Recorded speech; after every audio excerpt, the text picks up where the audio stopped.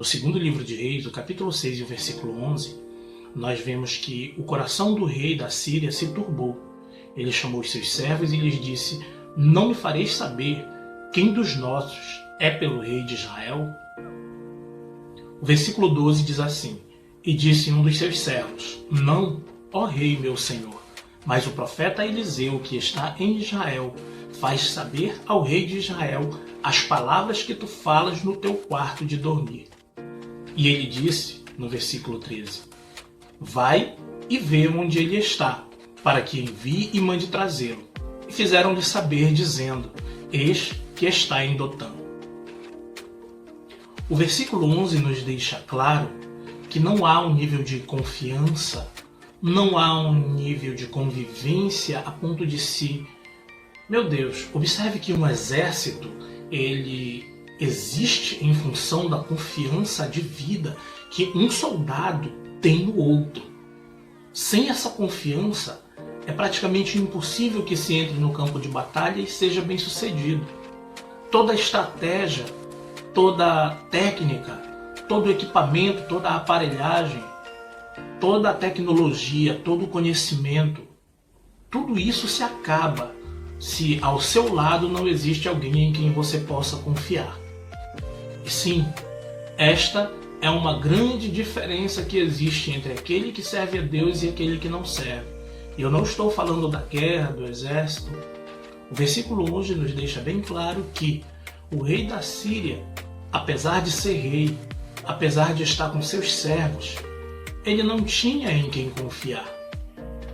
Ele não podia confiar em seus servos. Ele bem que gostaria. Ele precisava confiar em alguém. Ele estava na posição de alguém que confiava, que tinha que confiar. Mas ele estava ali desconfiando deles. Não obstante a isso, o profeta Jeremias escreveu que maldito é o homem que confia no homem, que faz do braço a sua força. O profeta Jeremias nos dá um ensinamento de que a confiança no mundo físico, estritamente, unicamente, ela é uma maldição. O apóstolo Paulo, no Novo Testamento, dá esse ensinamento de que se nós esperamos apenas neste mundo, nós somos os mais miseráveis dos homens. Está aí o fato de que existe uma diferença entre aquele que é espiritual e aquele que não é, porque se você ler o capítulo 5, você vai perceber que havia um grande general na terra da Síria que passou por um processo de milagre. O rei da Síria, os seus servos, eles sabiam desse milagre. Ainda assim, um milagre concretizado na vida de um nobre. Isso daqui é diferente de um milagre na vida de uma pessoa comum. Era um milagre manifesto na vida de um homem importante. Em nossos dias atuais, assim como foi na antiguidade, o milagre está aí. Claro que existem os charlatões, existem os aproveitadores, os mentirosos, e estão também em alguns tempos. Mas o que eu estou lhe dizendo aqui, meu irmão e minha irmã, é que existem milagres autênticos acontecendo à nossa volta todos os dias. Mas estes milagres não são suficientes para que o homem que tem uma vida carnal apenas se curve ao Senhor. E isto também a Bíblia já prevê, quando ela nos dá o ensinamento de que o homem espiritual consegue discernir todas as coisas, mas aquele que é carnal, ele não consegue discernir nada. Está aí no Novo Testamento mais um último ensinamento de que existe uma diferença entre a vida física e a vida material. Que isso não tem a ver com estar dentro do templo, com pertencer a essa ou aquela denominação, ou mesmo ser de uma ou outra religião.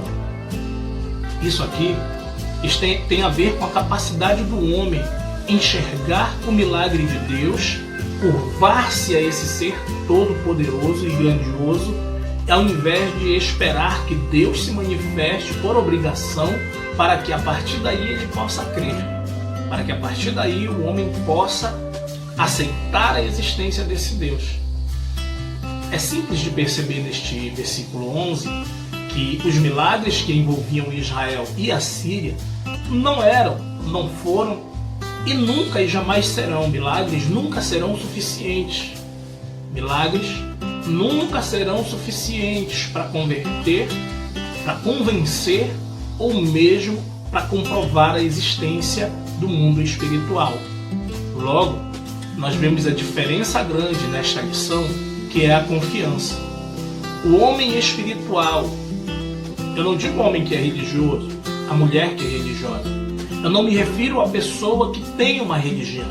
Eu não me refiro à pessoa que é um membro frequente, que cumpre com suas obrigações doutrinárias, sociais, não. Eu estou me referindo a uma pessoa que autenticamente tem uma vida espiritual manifesta na sua conduta de vida, não na ética, não por ser um bom ser humano, mas que tem uma vida espiritual manifesta no sentido do próprio milagre existencial. Tudo bem que existem pessoas que não acreditam em milagres ainda hoje, existem religiões que descartam isso, existem contextos científicos que descartam a existência do milagre, mas tudo bem. Se você já viu um milagre, se você já presenciou um milagre, ou se você já esteve próximo de um milagre ao acontecer, ou se você já participou de um acontecimento milagroso, você sabe que não dá para acreditar na consciência, na coincidência ou simplesmente naquilo que dizem. Quando um milagre acontece em nossa vida, a coincidência ela é descartada. O versículo 11 dá esta lição muito clara. A confiança em Deus, ela é a diferença, uma das grandes diferenças entre o homem que tem vida espiritual e o homem que não tem vida espiritual. A confiança em Deus é um dos fatores muito determinantes quando na história do povo de Israel nós vemos a perseguição e muitas vezes no Novo Testamento nós encontramos a história de pessoas que foram torturadas, perseguidas. Acreditar e ter confiança em alguém é algo que é para quem realmente conhece, é para quem realmente tem uma convivência, é para quem realmente acredita na existência deste outro ser.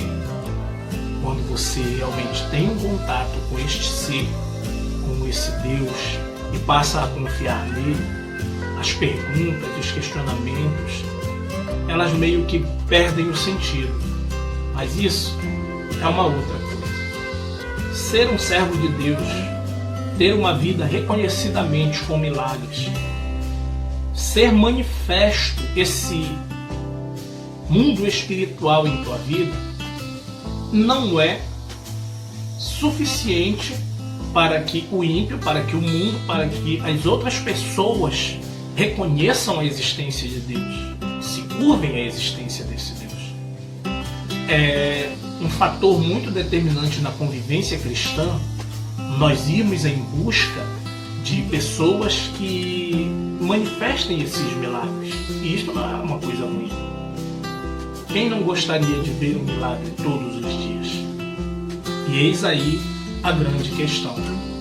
Apesar do povo de Deus viver ali com Eliseu, apesar de Eliseu viver em volta deles e a sua vida ter sido fruto de um milagre, a sua existência como profeta ser resultado direto de um milagre, os milagres cercarem a sua vida constantemente, ainda assim, Eliseu não vivia uma vida abastada. Eliseu não vivia uma vida de, estruturalmente falando, como líder religioso. Ele não tinha um cargo. Eliseu não estava vivendo como Daniel, que vivia uma vida palaciana, apesar de viver em um país estranho. Como José, que teve a sua cota de experiência com Deus. Não. Este homem, ele vivia a sua vida. Existe uma diferença entre Daniel, entre José, entre Eliseu, mas não só na vida física, Existe uma diferença no próprio chamado de cada um deles. E se você parar para analisar com calma, a comunhão que eles tinham com Deus, a confiança que eles tinham em Deus, a vida espiritual deles era inegável. Estes homens, eles tinham uma vida espiritual. Reconhecidamente, eles tinham uma vida espiritual. E o versículo 12 nos dá esta lição muito simples de que ter uma vida espiritual, ser usado por Deus, não é o mesmo que ter uma vida social em alto estilo, em alto padrão. Que isso em si não representa absolutamente nada aqui no mundo físico que não seja aquilo que Deus determina que deva ser. Tanto é que a Bíblia mesmo, a própria Bíblia, ela diz que a palavra que sair da minha boca, ela não voltará para mim vazia, mas cumprirá o objetivo que me apraz. Assim como a chuva que cai, molha o chão, faz crescer o trigo, de onde vem o pão para alimentar o faminto, assim será a palavra que sair da minha boca, ela não tornará para mim vazia. Observe que o final deste texto ele está dizendo, cumprirá o objetivo, o meu objetivo, o objetivo de Deus. A palavra de Deus, ela cumpre o objetivo de Deus. Isso não tem nada a ver com viver em um palácio ou com viver seja lá onde for. Não tem a ver com isso. A vida espiritual tem a ver com a vida espiritual, em como Deus te vê, como Deus fala de ti.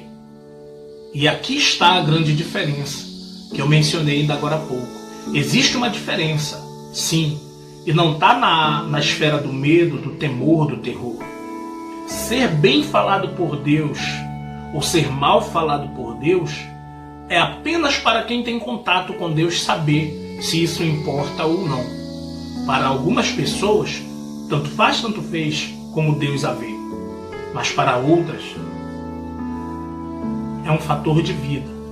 Que Deus olhe, veja e fale bem de você. Nas 7 cartas que tem no início do livro de Apocalipse, nós vemos que Deus ele diz exatamente para cada igreja, para cada anjo de cada igreja, em cada carta, ele diz exatamente onde estava o ponto forte e o ponto fraco de cada uma. Deus não está lançando, falando bem e falando mal, lançando bênçãos ou lançando maldições. Ele está narrando fatos e dizendo como cada um deles vai acontecer. Qual o resultado desses fatos? O resultado de uma vida espiritual. O que é semear no mundo espiritual? Aquele que planta em espírito, colhe o quê? E aquele que planta na carne, o que colhe? O versículo 13, ele fecha um ensinamento de que o rei manda ir buscar o profeta. E eles vão atrás dele. Muitas pessoas andam atrás do profeta pelo milagre, outros pelo ensinamento. E outros ainda acreditam que estão indo atrás do profeta para poder ter um conhecimento maior, um encontro com Deus. Este rei mandou ir atrás do profeta para poder matá-lo. Pode parecer estranho, mas se você conseguir prestar atenção um pouco mais, dentro do templo, fora do templo, você vai perceber que os verdadeiros servos de Deus, homens, mulheres e crianças, continuam sendo perseguidos, continuam sendo buscados, não pela palavra de Deus, não para ministrar, não pelo conhecimento, continuam sendo perseguidos. E isso é recorrente em todo mundo. E isto é a conclusão do nosso tema de hoje, a confirmação da palavra de Deus, que diz que no mundo nós teríamos aflições. Mas tenha bom ânimo. Jesus, ele venceu o mundo. Aqui ficam as minhas palavras. Eu te espero amanhã, se Deus quiser. Que Deus te abençoe, que Deus te conceda a cada dia mais conhecimento e que a paz do nosso Senhor Jesus esteja em teu coração e em tua vida, hoje e para sempre. Eu sou Maurício, sejam bem-vindos ao canal.